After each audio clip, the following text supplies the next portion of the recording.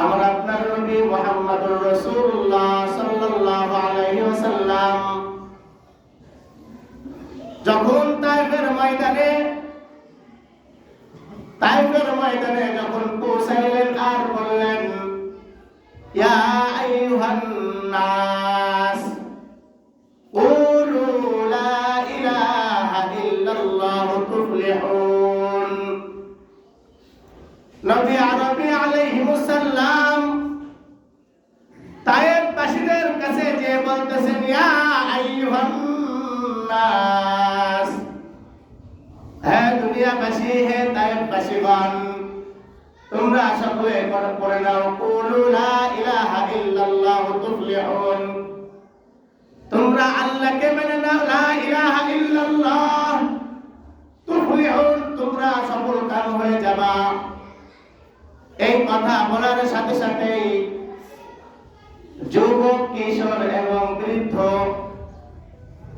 যেই শ্রেণীর মানুষ আমাদের মধ্যে যেমনটা আছে, আপনাদের মহল্লার মধ্যে কিশোর আছে, যুবক আছে, আরেকটু বৃদ্ধ, একেবারে যে বৃদ্ধতা না, আপনাদের সিলসিলার মতনই আছে, সকল তায়েফবাসী গুলো একত্রিত হয়ে রাসূল সাল্লাল্লাহু আলাইহি ওয়াসাল্লামের গায়ে পাথর মারা শুরু করলেন।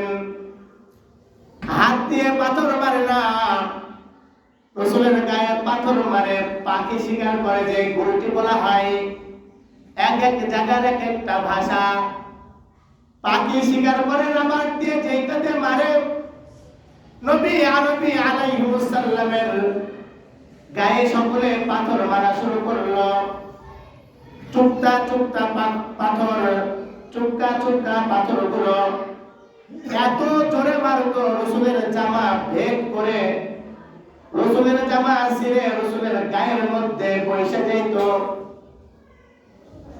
রাসূলের পালক পুত্র যায়েদ ইবনে হারিসা তায়েফের ঘটনা বর্ণনা করেন, যখনই আমি নবী আরবি আলাইহিস সালামের কাপড়টা সরাইয়া শরীর থেকে, যেখান থেকে আমি পাথরের কণাটা, পাথরের চুপটা, পাথরটা হাত দিয়ে যখন বের করে ওই জায়গা থেকে রাসূল সাল্লাল্লাহু আলাইহি ওয়াসাল্লামের শরীর দিয়ে রক্ত প্রবাহিত হতো।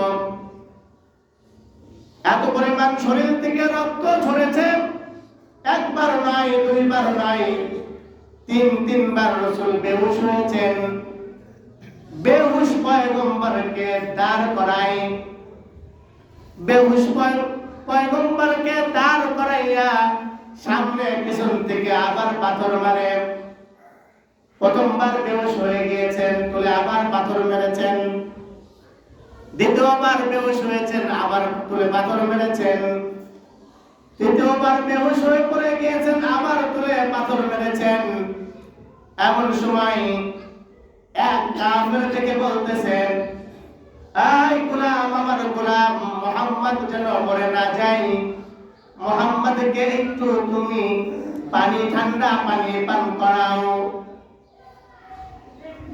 রক্ত দেখে কাফেরের মধ্যে মায়া হয়ে গিয়েছে।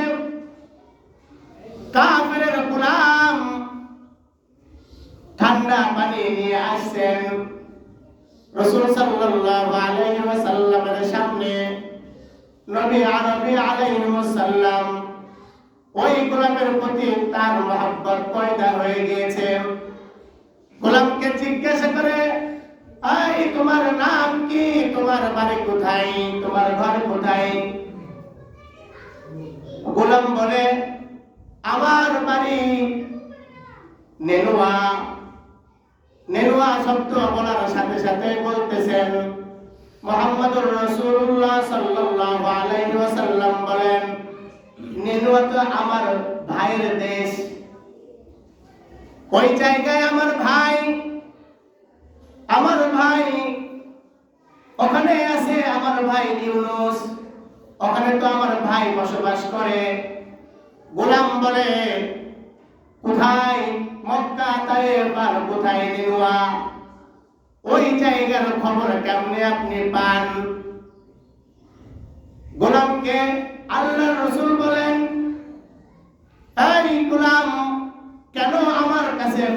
থাকবে না। নিজের ভাইয়ের খবর তো নিজের কাছেই থাকে, আর খবর তো আমি বানাই না, খবর দেয় আমার আল্লাহ জাল্লা শানুহু।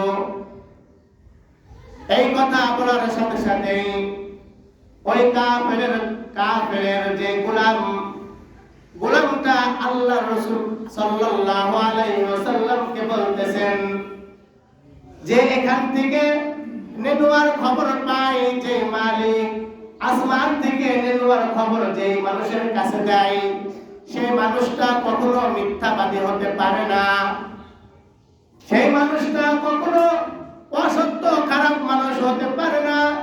কাফেরের সামনে ওই নেনুয়াবাসীর ওই যুবক গোলাম বলতেছেন যে আমি মুহাম্মদুর রাসূলুল্লাহ সাল্লাল্লাহু আলাইহি ওয়াসাল্লামের হাতে হাত রেখে কালেমা পড়ে ফেললাম, সুবহানাল্লাহ।